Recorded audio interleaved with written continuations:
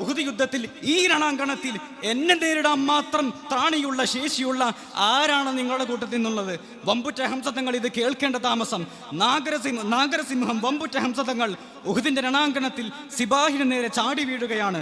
മഹാനരായ ഹംസതങ്ങളിന്റെ ആ തീക്ഷ്ണമായ കണ്ണുകളെ കൊണ്ട് ഉരുട്ടികൾ നോക്കിയപ്പോഴേക്ക് സിബാഹിന്റെ മുട്ടുകൾ വിറയ്ക്കാൻ തുടങ്ങി. സിബാഹുമായി അതിഭീകരമായ യുദ്ധം തന്നെ നടന്നു.